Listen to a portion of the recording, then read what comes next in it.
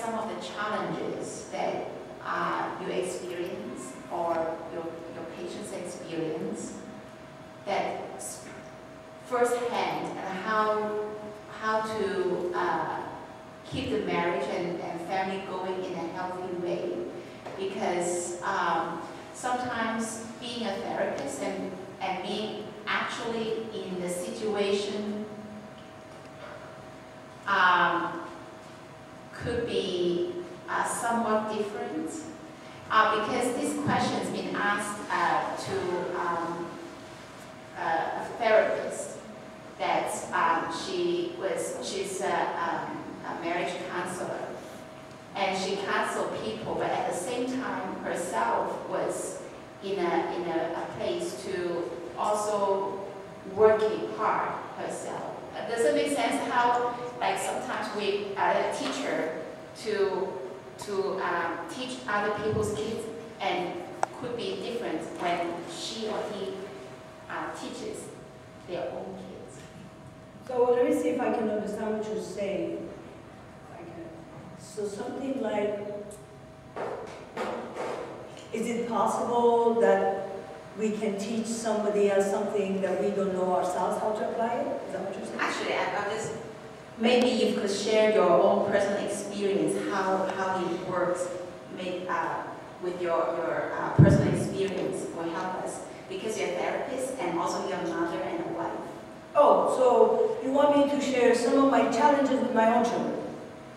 Yeah, That's what it would be, yeah, so I can see the how you implement your own teachings in your own life. Is that what you like that? Yeah. Thank you. How do you, well, I think what she's saying is, when you advise people, how do you use that in your personal life? Exactly. She wants to know what are some of the examples of my own challenges with my own raising children. I have 3 adult children now and 4 grandchildren. So I tell you, I have plenty of them. But when it comes to challenges in practice, so I will try to remember. Okay.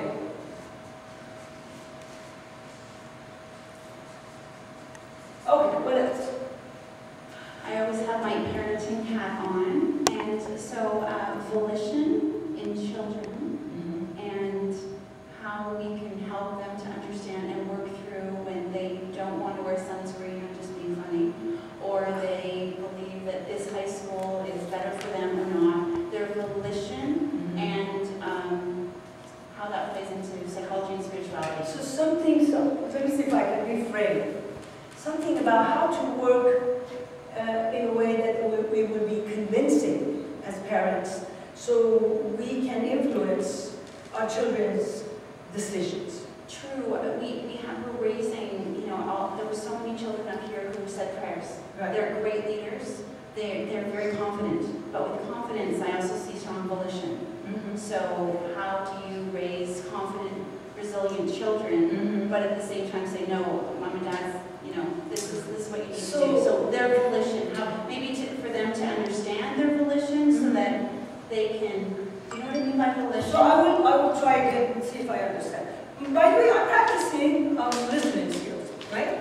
Because a lot of times, even what we want to say, we have no clarity ourselves as we are saying it. And a lot of times in that kind of process, if the other person who's listening to us is waiting for us to make a mistake and kind of take us hostage, there's going to be plenty of ground for that, which will be mad. So really, in the whole process of first focusing on understanding, before we can say we agree or disagree is very important. So what I'm trying to do is to first see if I can get your aha. Not everybody else, but your aha. And if that's the case, then I would say I have covered the first step, which is understanding. So if I can frame it, you're saying, how do we handle strong-willed children? Perfect.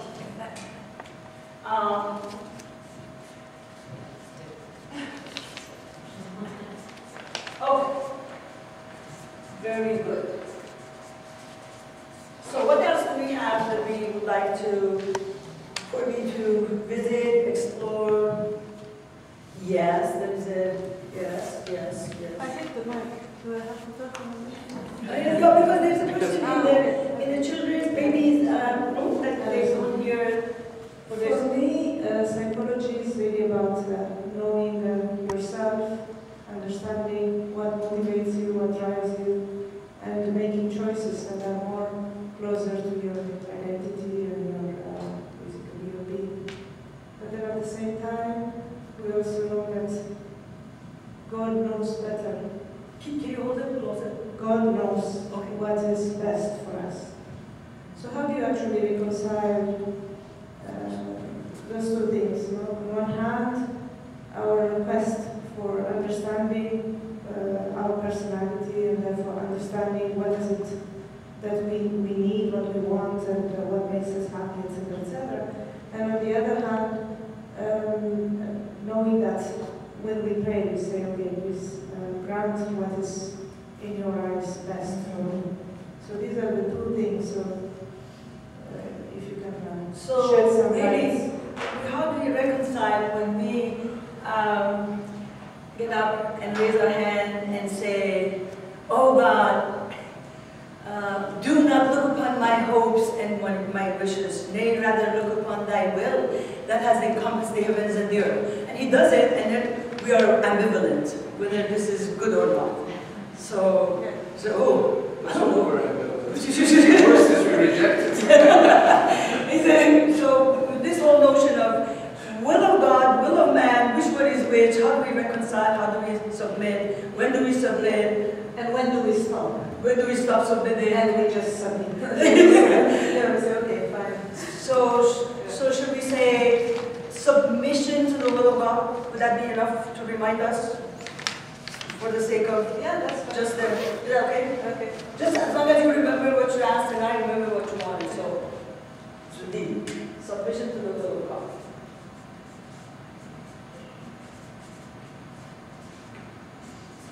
Okay.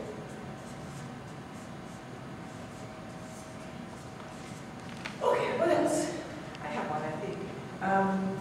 Can you explain a little bit how those of us, at least in the public service professions, how to deal with a double bind situation where you are caring for someone who comes to you for help, and yet they're unwilling to do what you recommend. So they're on the one hand they're asking for your help, but on the other hand they don't want your help.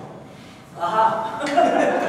So I call it a double bind because it is you're stuck. Well, you know what? That reminds me of the very interesting story. I cannot avoid saying it now because I'm a lovely member.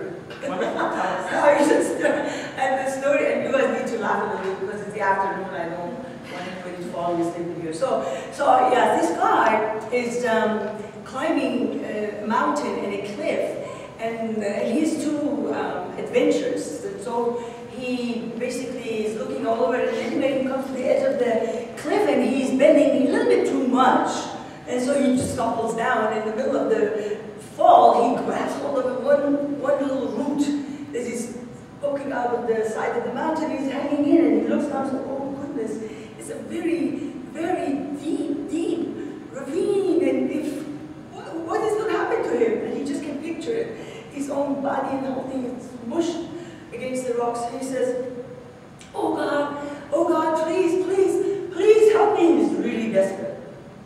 And a voice comes and the voice says, "Let go of the branch." He thinks, that doesn't make sense, let go of the branch. It's going to be smushed. He tries again. He says, "Oh God, please, this is really dangerous. I'm really matching. He's really desperate. Please help me." And again, the voice comes and says, "Let go of the branch." So he just goes like this, "Is anybody else there?" That's always a sense. It's just, that's who we are. So, but we'll explore that a little bit. But in order to put it into is It's kind of a detachment thing also, like. Yes, it is. Yeah, as far as you just being detached from Yeah. yourself. Yeah. You do the best you can, Yeah. and, but it's difficult. It is a very interesting, you said paradox, and I don't think it's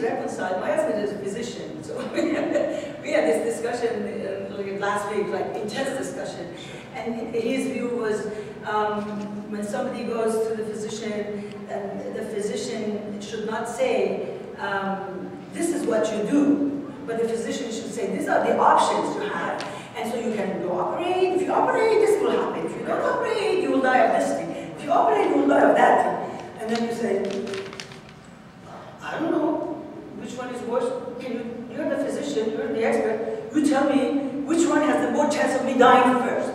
And he said, no, the patient needs to make that decision. I said, no, you need to make that decision. You guys are the physicians, the patient. So we're going back and forth. It's a moral thing. And with the legal system here and being sued and everything like that, I can see that some patients want to know whether they should decide. And so it's a very difficult. I think it's the detachment. I think it falls under that category. Well, it's just that maybe the two of them need to make a decision together. But, so how do I say that? Detachment? I think so. I think now that I think You about understand it, what I think it falls more into that. Okay. Yeah. Both sides need to be detached. Okay, there was another hand in there. I'd like a connection to the theme of this session, the tolerance and righteousness and those being lights. I'd like to learn about that and what that is. So you want to understand how does tolerance work in practice? Or just the theme of the session was tolerance and righteousness as two lights amidst the darkness at the time. So I just feel like that hasn't been addressed yet, and so I'd like it to be addressed, basically. However it is, whatever it is like. What is your expectation of when you visit this passage? What comes to your mind when you read that passage? I think a balanced way of living, where we're trying to live a good life according to the teachings, and also can be loving and accepting of others as well. To me, like for example, homosexuality comes up with that. We know we're not supposed to live, doing those deeds or, those actions, but we're also supposed to be loving towards all people and accepting. So, that to me is a quandary of what that looks like, and, how to do that in a way that's in line with our values, and it doesn't condone those actions, but, accepts people for who they are. And how can you do that kind of in an authentic way where it's not just something on, it's a layer, but really coming from the heart when we don't agree with those actions. And, so, that's just one small example, but I'd like to really explore I like that. balance. That is very real, actually, what you just said is very real. How do we, how can we be genuine and sincere and honest and loving in the face of something, a behavior in society that we principally do not agree with? Yeah, and I also would like to know in terms of being able to share with others, because I find, people who are in our study circles or things, exploring the faith, when they find this stance on homosexuality, they really have difficulty. I will put it here. How about I just put homosexuality and discussion or a conversation about it? How's that? Because I get a lot of good opportunities to talk about it and explore it. Okay. Conversation. I would say that. Or I would frame it in this frame. Conversation about homosexuality. How about conversation about gender identity? How's that?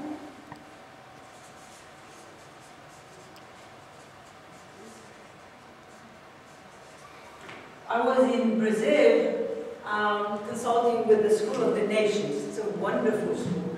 Two Baha'i friends started it maybe 25, 30 years ago in Brasilia, which is the capital of Brazil. It's called the School of the Nations. And there was a very teeny little maybe group, but now it's about 900,000 students, mostly of ambassadors and people like that. It's a fantastic school. It has a big Baha'i-inspired curriculum. And all their counselors, they're not Baha'is, but they're very much into application of Baha'i-inspired curriculum. The spirit is like that. It's just wonderful. And at the same time, there was a huge gathering of the youth who were going to go pioneering in different parts of Brazil. It was going on in a camp. So at the end of one of the days, they told me I should go over there and talk. And one of the questions they asked was about this whole notion. How do they have a conversation while maintaining their standards of loving, understanding, and that kind of thing. So it was very, very interesting. So how do you talk to fellow Baha'is in your community, for example, your community at large, who are very spiritual, very knowledgeable, they know the text, they know, especially the elder generations, they know the reality, the spirituality side of the book, but the coming practicality part of it, how to apply it in their society or at meetings, group meetings, it doesn't show, it doesn't come through, so what you get is overtone of talking down to people from the knowledge of spirituality, but not from the practicality standpoint. You know, it just doesn't balance itself. So you're saying, how do we deal with that? How do we deal with it? How do we approach them? How do we bring the two gaps so that there is practicality point of it? There's an application. But how do you apply that overzealous, deepened person not to be? How do we take his points across? How do they translate to the community? So let's see if I get it what you're saying. You're saying, how do we change the older Baha'i friends who have already have very set ways of behaving? How do we change them? Yeah, that's what we have. Yeah, their interpretation of the faith, their interpretation, literal interpretation of the right. But ultimately, you like their behavior to change. Right. Because you're not subjected to their thinking, but you're subjected to the way they interpret it. Yeah. I guess so. I guess practicality point of view. Yeah. I'll put it as a question. How to change another person? How's that beat going on up here on the board? I think that's a very good question. Okay. I want to know. So funny. How's that? How to change another person? Yeah, this is funny. Mine was just spirituality. You remind me of Apple says, it's very easy to please God. But aren't you ever think of pleasing everybody, all the servants of God? It's just not possible. That's true. If he cannot do it, I don't know. But we try. Yeah. After some questions, I just remember that. Sorry. Did you switch it on? Oh, sorry. Hello. Oh yeah, very sorry. I just think of a situation that in some communities, quite many Baha'i couples are getting divorced. 50% or more. Of Baha'i couples. So I just think of psychology and spirituality and application. The best way is to apply in the marriage workshops, like in the community, even in the community level. And I wonder if there is some sort of a way that can be implemented, applied to that. So how do we do that? What are the major causes of divorce? How's that? Is that what you mean? You mean among the Baha'is or not? Doesn't make any difference. It does, because the difference is that my personal expectation is that it seems to me the Baha'is already have certain amount of knowledge. Supposedly. But it also seems to me that these Baha'is that were divorced are quite likely already, from the observation they do. The causes of divorce, as a rule, among the Baha'is and the non-Baha'is, is not that much different. Really, it is not. So we will look at it. How about if I frame it as 4 horses of apocalypse? That's what I remember. 4 horses, how's that? I will remember what that is. So, they're just gonna come in and the whole building comes up. Okay. Hi, I'm asking a question on behalf of Michelle in the room. So this is me trying to also understand. You're what such she's a saying. nice, wonderful other way, so go for it. Thank you, I hope so. So in the theme of this tolerance and righteousness, we were wondering how you can sort of set standards for your children and be strict in some sense about those standards, so being, righteous, that we behave in a certain way. But at the same time, especially in the society that they're in, giving them the space to grow and not being too, strict with them, but also having that sense of tolerance that they have a space to grow in and be healthy. So how do we balance those two things? I think that reminds me of my intern. By the way, this is Valerie, standing in the middle, filming me, making the person say, "Manu filmam karde." What does that mean? She is like my daughter, Valerie. I've known Valerie for 4 years. She's a psychology student and graduating almost. And she has been a wonderful star in helping me work with the junior youth. And as we are in application, in an after-school, very unique after-school program in Kona Unified School District with disadvantaged kids. Valerie and her cousin Natalie, who's also graduated from college, they're the two wonderful stars and supports and other highest adults who are helping me. And the thing that they keep bringing back to me every time, and they say, "Oh, we are learning how to do this. We're learning how to do this," is to be loving and to be firm. How do we loving and firm? So I'm going to just put that in there so it would remind me what we're talking about. So let's see that I will remember loving and firm, because they really point to two different aspects of communication. One is the spirit of communication, which is different than the form. So how do we do that? Okay. It's going to be good to talk about that. So are we, if in the meantime, during the whole process, if you came across other thoughts or questions that kind of trigger, just go ahead and let me know, we will add it. And then what happens, the last day, we'll just go over all of them and see that we touched on it, we didn't touch on it, are you happy with it, or you're not happy with it. This way, my evaluation would be a lot more complete than I give you a few questions and you just check yes or no. And then the other thing that I'll do every morning when we come back, I'm going to ask you, what do you remember from yesterday? Because if you don't remember, what am I doing here then? Right?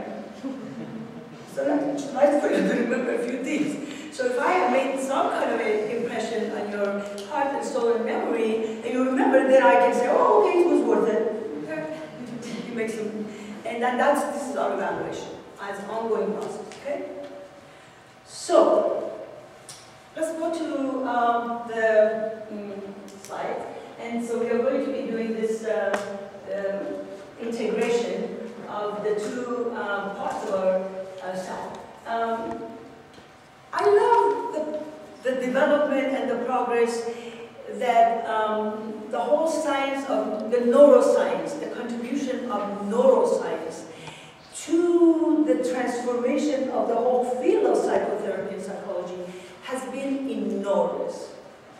Neuroscience has changed so much of the guesses. And then also research of some of the well-known researchers in the field, like John Gottman, to the field of marriage and family, has been very, very refreshing because it has brought the whole field close and converging towards the faith, which is fascinating because years ago it was like completely two different planets, but now it's not. So science is now convinced that the brain can change as a result of the thoughts we think, altering neural connection in a way that can treat mental illness or perhaps lead to a greater capacity for empathy and compassion. It's very interesting that we always thought before that we are a product of our brain, I mean psychology, but now we know that no, the way we think actually changes the connection of the neurons. And so as we change the patterns of our thoughts, as we read the hidden words and live the hidden words, as we think these prayers, as we say these prayers, as we imagine the metaphors in these prayers, we are doing something in rearranging the wiring of our brain. So we are literally transforming our brain, literally as we are doing this activity, which is fascinating. And then if you go into whole subject of mirror neurons, how do you know about mirror neurons? Okay, so if you, yes, and so if you go into the subject, and if you don't, there's a wonderful documentary from Nova, it's about 10 minutes, it's about mirror neurons and what it is. So I'll explain it later on a little bit. So then it says, it may even dial up the supposedly immovable happiness set point. Literally, right now, the researchers, the experts at UCLA, at Harvard, and any of these institutions, literally are taking the cognitive behavioral approach to therapy, whether it is depression, whether it is anxiety, a lot more seriously now than they do medication, which was not like that some years ago. Some years ago, the medication was first, and now the whole notion, the discovery, the understanding, the impact, that changing thought, therapy, the contribution that it makes has been absolutely very, very surprising. So now we hear from the writings, we say, souls are like unto mirrors, and the bounty of God is like unto the sun. When the mirrors pass beyond all coloring and attain purity and polish, that is the condition. That's the condition. But the question is, what does it mean, the mirror acquiring purity? What part of us in reality is it that we're going to be playing with that has to do with purity? It's very interesting what part it is, because not only in our own self, but also in our own spouses or children. Where is the button for purity that you push? No, it's clean. And then it says, and are confronted with the sun, continue to be pure. They will reflect in full perfection its light and glory when the condition is pure. In this condition, one should not consider the mirror, but the power of the light of the sun, which has penetrated the mirror, making it a reflector of the heavenly glory. So that's the question that we raised from this passage and the previous one, science versus religion. How do we get out of the way? Because that's what actually in the beautiful passage, Tablet version, Baha'u'llah makes the reference to the story of Joseph. Do you guys know the story of Joseph? How many of you know the story of Joseph? How many of you know? None of you know the story of Joseph. Which story? Both Bab and Baha'u'llah refer to themselves as Joseph. The story of Joseph is actually the longest story in Quran, and also it was a story that happened in the Old Testament. And the first passage from Quran, the Bab was asked to interpret what the story of Joseph, right? And I think, and Baha'u'llah makes reference to Joseph in certain valleys, so we really need to know the story of Joseph. Just make it very, very simple. It's a metaphoric, powerful story. But maybe you remember it. If I tell you, you probably remember it. Is how Joseph was the son of Isaac, one of the prophets of Judaism. Right? So you correct me if I'm wrong in the name. So he was very, very handsome, very spiritual, very illumined, and he had another brother from the same mother, Benjamin. But he had a whole bunch of other brothers from other wives of Isaac. They were very, very jealous. Anyway, so they decided that they wanted to get rid of him, so they took him to outside and they decided to kill him, and they didn't want to tell their father, so they took a goat. Last minute they decided they're not going to kill him. They threw him in a well, and they killed the goat and bloodied his shirt, and they took it to the father, and the father looked at this shirt and heard the news of Joseph being killed, and he went into a great depression. He was crying. And there's Persian poetry is so full of کلبه احسان شود روزی گلستان غم مخور یوسف گم گشته باز آید به کنعان غم مخور Hafiz has all this beautiful poetry. So a caravan was passing by and they hear the sound of Joseph. So they rescue him from the well and they take him as a slave to Egypt. And in Egypt, he was sold in the market. Now she's remembering, right? Oh, I know the story very well. Oh, okay, great. Then so you know the story. So in that whole process, I'm making a long story short. In that whole process, Joseph was bought by a woman in the court of Pharaoh, and so he was. The woman becomes very enchanted and falls in love with him, and he was. This is all metaphoric, by the way. He doesn't really pay attention because he was a man of God and she was not a God-worshipping person. So. Anyway, so the woman doesn't get her way. She wants to really punish him, so she kind of comes up with a conspiracy and he goes into prison. So he's in prison and he had this spiritual quality of being able to interpret dreams. So he interprets someone's dream in the prison and then no news gets out. Pharaoh has a dream. And the dream is that 7 very thin cows devour 7 fat cows.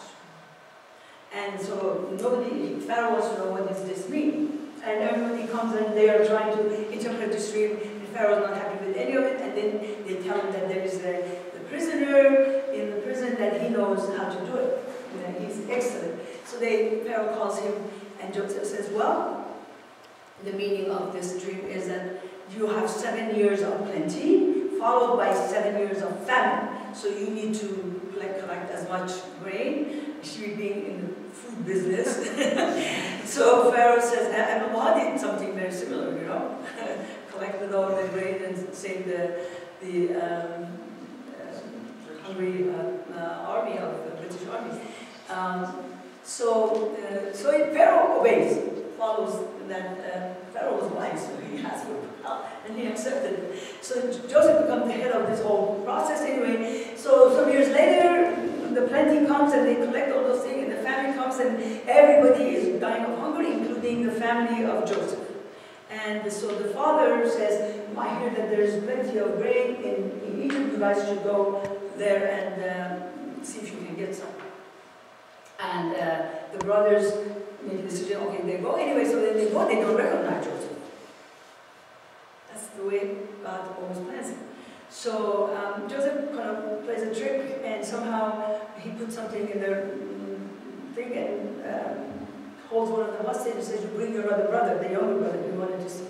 And anyway, finally, at the end, Joseph asks for his father and mother, they all come, and they will bow before him. This is a story that Baha'i refers to it in explaining, and also in explanation of that passage in the Old Testament that the sun and the moon and the stars bow before Joseph, and Baha'u'llah says the sun and the moon and the stars are reference to the father, mother, and the brothers. So this goes into the whole notion of interpretation of dream, which is psychology has not yet even entered into it. It has not even touched it yet in that way. Still is thinking of it as to do with the brain and everything like that. It's not nothing to do yet with the soul. So when Joseph, what he does, he puts his own shirt that was in the grain. So when the brothers take the grain, the father smells the shirt. And olfactory, by the way, the olfactory memory is the most long-lasting memory we can have. I mean, children, if you want them to tell you about, let's say, their kindergarten years, you bring some crayons in the front of them, and then because of association, the smell of crayon, they can remember a lot of things about their kindergarten years. So it's very strong. So the minute the father smells, he is absolutely shocked. He says, this is the smell of Joseph. Now I can smell it. So Joseph, there must be Joseph somewhere. Baha'u'llah talks about that. He said, the father, if he was able to purify his spirit and his soul from everything, he would have smelled the fragrance, the smell of Joseph, without the intercession or intervention of the Shrint. He's talking about our capacity to be able to detect the beloved without any physical, material means. But this is Baha'u'llah's in the tablet. And then he uses this passage from Hafiz and says, he says, you are your own veils. If you get yourself out of the way, you will notice and you will see things. So really the whole subject of psychology becomes, how do we get ourselves out of the way, rather than somebody else? And that is really the heart of psychology from a Baha'i perspective. How do we get ourselves out of the way? How does that look like? And what does that look like at every moment, at every juncture, at every interaction? How does that look like? So this whole notion of purity is very, very interesting, and it's revisited in the writings a lot. What does that mean? Okay. What every believer, new or old, should realize is that the cause has the spiritual power to recreate us if we make the effort to let that power influence us. Okay, so that right there is a little key. It's a very important key that was part of your question, but of so many other, that if we, what? If we make the effort to let that power influence us, which means we can block it. We can block the influence of that power. That means that the very fact that the faith has power is not independent of us using our own volition to let the influence. That issue of will in the faith has been very clearly acknowledged. What we want and what we allow, or what do we want. He says, love me that I may love thee.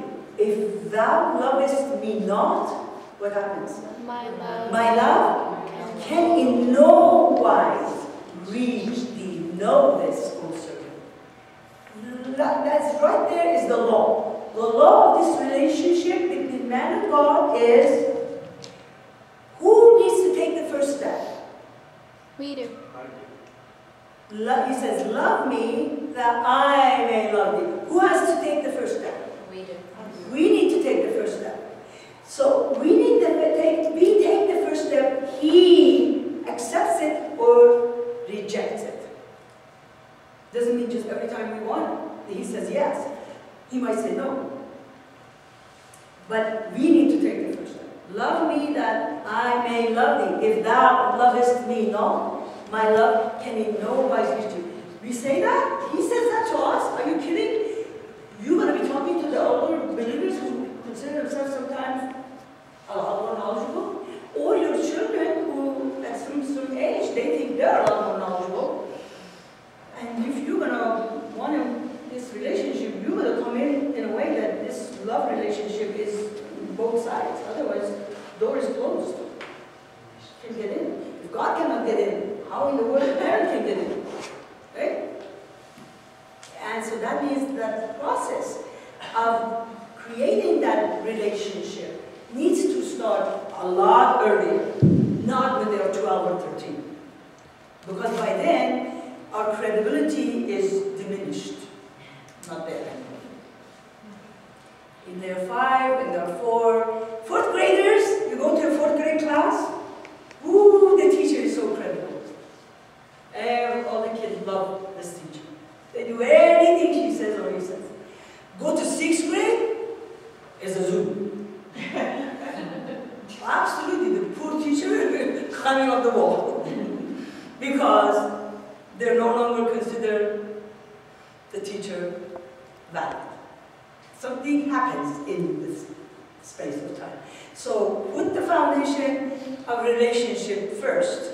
The relationship between the parent and child cannot be sacrificed in favor of the bottom line, because you will not have that love that I may love you in some years that you need that credibility. So that's a very important chip into the picture to have. Okay, so Natalie, please. And the greatest help in this respect is prayer. We must supplicate Baha'u'llah to assist us to overcome the failings in our own characters. Okay, so wait a second. What is the word? What are we doing towards Baha'u'llah? What is the word? Supplication. So what is the spirit of supplication? What is that spirit? Humility. Absolute humility. It's not like the guy who's sitting on top of the cliff and says, "Oh God, help me," and then he says, "Let go of the branch." He says, "Oh, is there anybody else there?" No. Supplication is absolute nothingness. You tell me, I do it. And we do it every single day. It's not just once in a while. Every single day we go down on our knee and say, "Make my prayer a fire that will burn away the veils that have shut me out from thy beauty, and a light that will lead me unto the ocean of thy presence. Do not look upon my hopes and my doings, O please God. Look upon thy will that has encompassed the heavens and the earth." Every day we go on our knee and say that. Hopefully after a while it rubs on us, right? A little bit. By the time we get about 60, 70, 80, maybe we need it when we say that. And that's really is what he says, supplicate. We need to really reflect on the word. What does it mean to supplicate? Because most of us, especially living in the West, we're not used to the spirit of supplication. We have so much tools. We have so much power. We push a button and things happen. You know? We're used to that. We like to push the button of our kids and things can happen. And the kids know how to push the buttons and things can happen. They probably are much better at it. So that's these words. These words need to be very, very seriously explored. The spirit of the word. Okay, so Natalie, I'm so happy by the way that you're patient with me. Natalie, by the way, is also one of my daughters, because she went to Pomona College for 4 years, and she was our daughter. Now she's in second year of MD PhD program. So I'm so delighted she's here. So Natalie, go. And also exert our own willpower in mastering ourselves. However, unfortunately, not everyone achieves easily and rapidly the victory over self.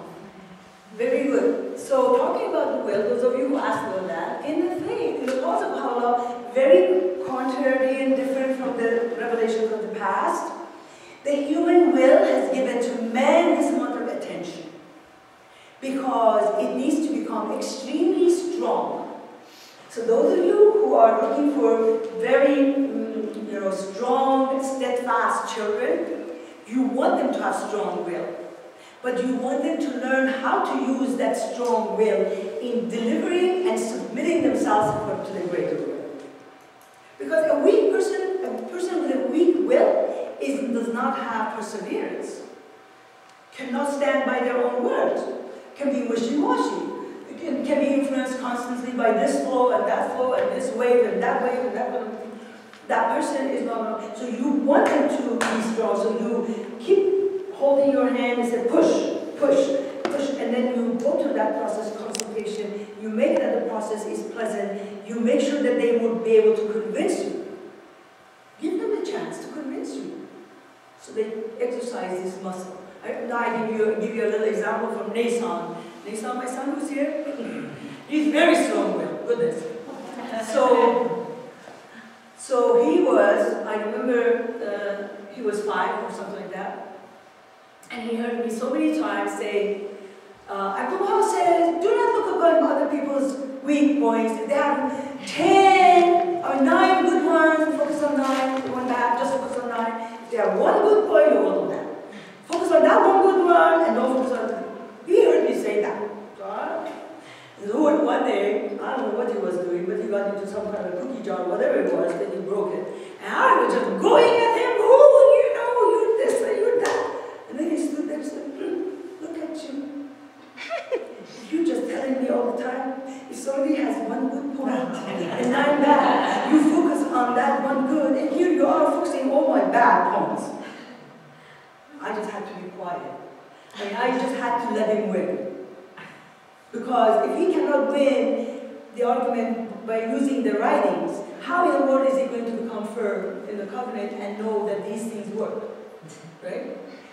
So I said, oh, I'm sorry, Nessa. Like, you're right. I'm sorry. I apologize. So, he was happy. He said, well, this time it works. I'm going to use more of it. So we can remember some more. So that's the way one of the ways you make them to really experience the winning of the argument by using the right tools. And we went another one with Nava, my younger one. Nava was in, I remember she got into UC San Diego. So, fortunately, she was the valedictorian of her school, her high school, Claremont High School, they were over there.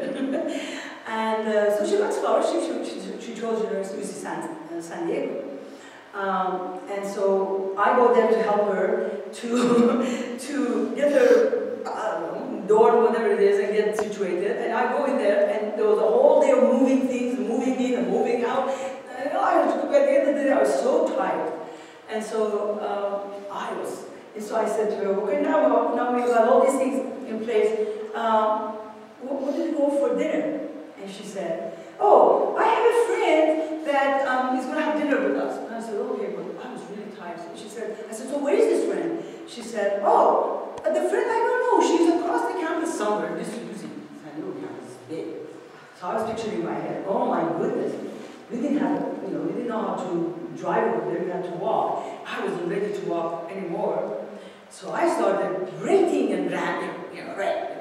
Well, you don't know, how in the world could you not get the address of this person? You don't have her cell phone, you don't know where she is. How are we going to play? I was just going. And all of a sudden, because I taught her before we had this conversation, that when we get upset and angry, we don't talk. We remain quiet until we can calm down, and then we talk in a kind spirit. And because we might say something that we might regret, or the other person might say something they regret. So I was just going, and then she says, Mom, I know you're tired, but if you keep going like that, I might say something that I might regret. Oh my goodness, so I had to shut up right there, and I just could not go any further. So we walked silently to the campus, trying to fight with our own self. I was fighting with myself to conquer myself so I can, by the time we get in front of that girl, we can smile. Because it was so scary. So, again, fighting over oneself. Ruhila Khanum is a wonderful story about her fighting with herself. How many of you have read it? She was in India, and she was very, very angry with one of the friends, and she writes this one passage, how angry she was with this person, and she had every right to be angry. And at the same time, she realizes that she has to conquer herself. And so she starts this process of praying and praying and asking Baha'u'llah, please Baha'u'llah, take this anger out of my heart. She really goes over the detail, very transparent, and says, finally she says, she conquers herself. By the time it gets in the morning, she's able to kind of settle and not to be angry. So again, the Guardian talks about this whole subject of conquering oneself a lot. Every Bahai's role, every Bahai's task, every Bahai's responsibility is really not to conquer others, but to conquer oneself. It is not easy.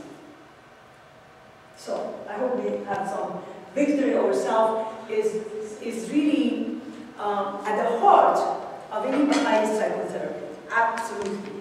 Because the husband and wife, when they have difficulty, it's not about conquering the other side, it's about can you conquer your own self.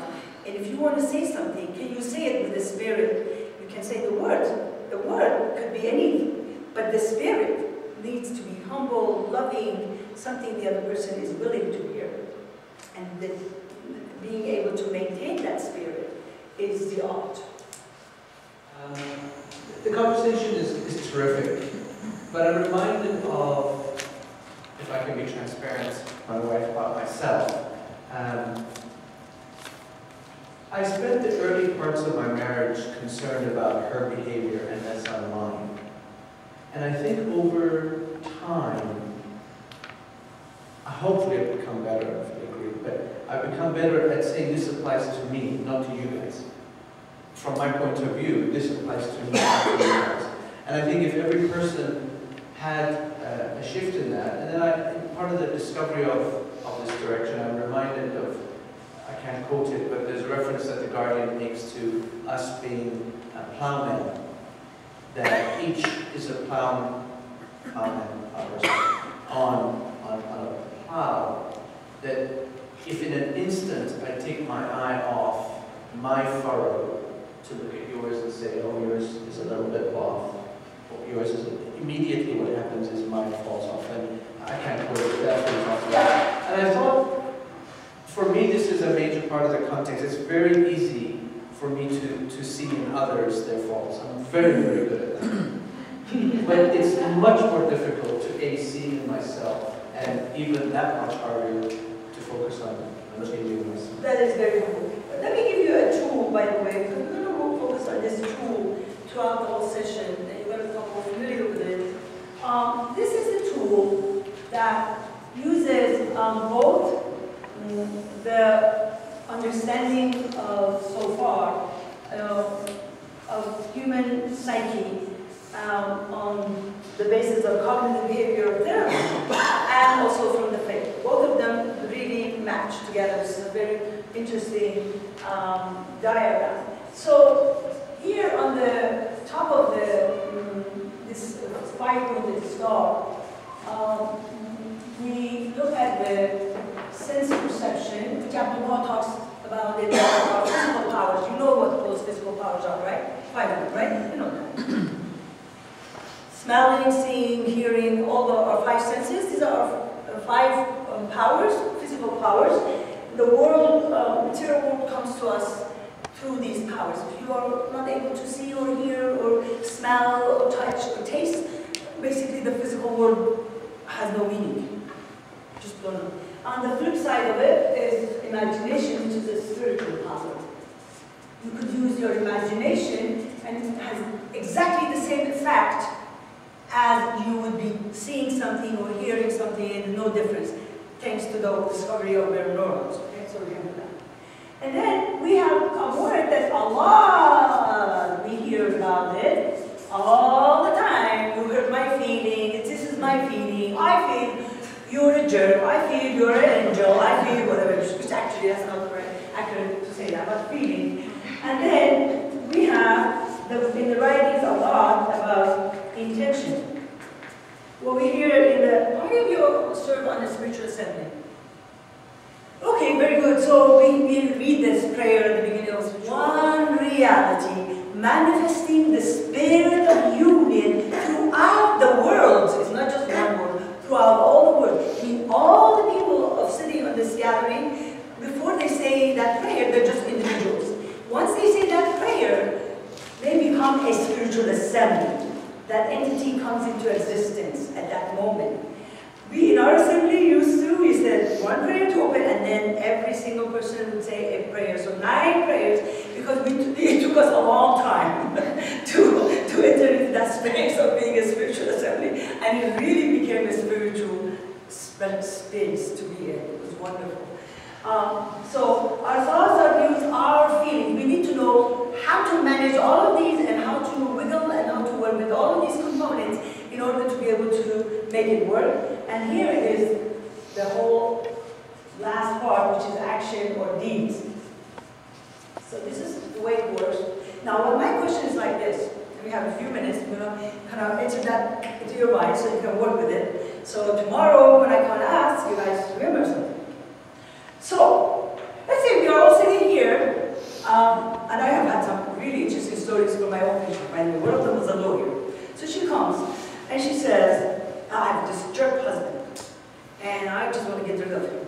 And she just goes on and on and on. I said, okay, well. So I wanted to understand. I said, what is she? How is she thinking? What is her processes? So I said, okay, so tell me something. When you go to the court, and if somebody comes and stretches their hand towards you, so how do you feel about it? What's your feeling about it? And without any blink, she said, I feel very suspicious. I thought, how did she come up with that? I couldn't think of it. I said, well, how so? And she said, and I said, well, what do you want to do? I said, I'm not going to give you my hand. I said, so what do you do? She said, I just won't shake it. I said, why? She said, well, because I know that they want something from me. I don't want to go into that. I said, okay, interesting. Very interesting. I never even guessed it. So then, another incident, let's say there's a whole gathering here, we're sitting here, somebody over there smiles. So, if he smiles over there, what would be the generality of our feelings? Somebody smiles. How do you feel? Happy. Anything else? Positive or pleasant? Okay, very good. And then what do you want to do? Reciprocate? Again, and then what do you do? Smile back. Smile back. That's possible. But is it possible, by any chance or shape or form, that same person smiles, but the one person sitting in there feels uncomfortable? Kind of EBGBs. Not comfortable. Is it possible? So what changes? The smile is the same. The person is saying two different people, two different experiences of life. What happened? What's the matter? What plays a role in this whole thing? What is it? Perception? Exactly. And that is called thought. Baha'u'llah says we can all have wayward thought. The word wayward is used. Which is very interesting. What is wayward? Lost. Yeah, exactly. That means that there must be a thought which is the opposite of it. Well, so what is it? What kind of thought is it that Baha'u'llah really likes? Or what kind of a thought is it that he doesn't approve of? Because that's what we are hearing, right? There must be something. If he says wayward, that means not all thoughts are acceptable. Cognitive behavioral therapy actually considers it or calls it automatic thought. It means a thought that just occurs to us maybe on the spur of the moment, but on second thought, we don't want to keep that thought. We want to dispose of it. This is disposable thought. So we got thoughts we want to keep, thoughts we want to toss out. So somebody comes in and they're depressed. The therapist goes over with the patient, what kind of thoughts do they have?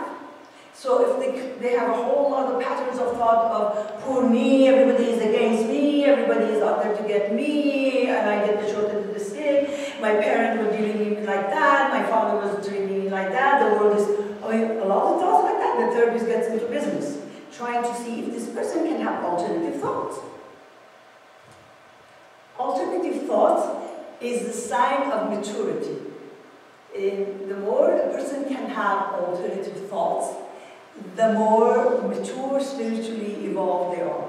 So the whole process of being spiritual is about the ability to entertain alternative thoughts. Now I give you one little story because we have a very short time, and then tomorrow we go further into this exploration of this whole process. So this is the story of Paul talks about this guy who goes into Egypt to study faces. So there was a school over there that teaches you how to read faces. So anyway, he spent 6 years in his life, studies faces, and he finishes, now he's expert in knowing when we looked at the face, what kind of a person this is. So, by the way, now we have an expert called Paul Ekman, those of you who are curious. He's an expert in facial expressions.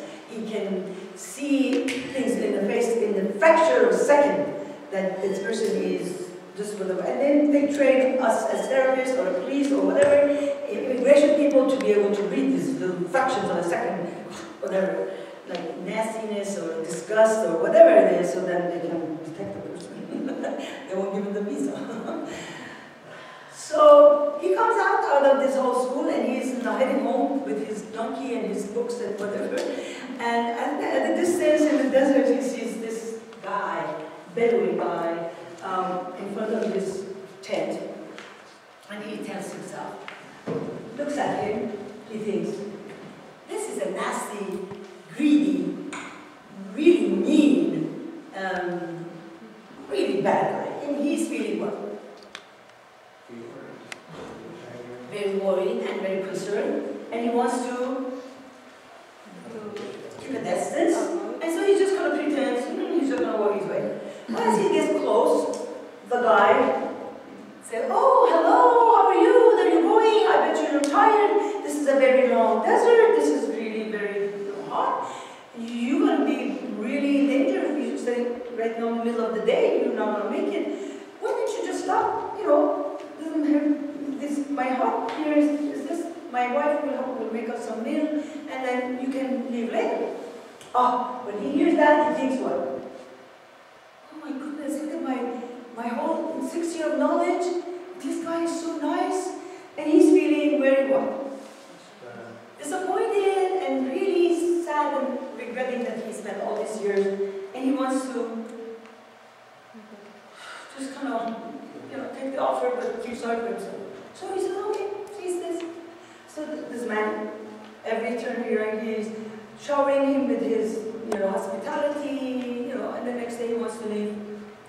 The guy says, well, you can stay. Anyway, the third day he stays, and finally he says, well, really sincerely, I have to go. My wife and children haven't seen me for 6 years. I need to leave.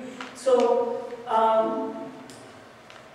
he gets ready to go. He gets his donkey, he's got his book. The guy comes and says, well, you've been here for 3 days. You've been dining and whining and whatever it is. You can be paid me something for it. So you can't just be hitting it for nothing. He says, oh, well, okay, I really don't have much money, but I can give you maybe my book. I said, no, I need everything. I need, finally, he says, I want your books, I want your donkey, I want everything. He leaves him naked in the middle of the desert. He says, all of a sudden, this guy sees himself naked in the middle of the desert with everything gone. He could feel really sorry for himself, but the switch of thought, he says, he prostrates himself on the ground and he says, oh, thank God for my 6 years of education. I was right. I have learned something. So he was very happy. Happy, he wanted to celebrate himself, and dancing, he leaves everything behind, but he's dancing because he got his 6 years. Baha'i is teaching us that, yes, at the moment of despair, if you can only switch and see another way, that's another way looking at the reality, and that is what you're asking, to be able to stay in that spot and be patient and persevere and see it from his point of view, we might go free from our own self. So, leave you with that, because the bell is going to ring, everyone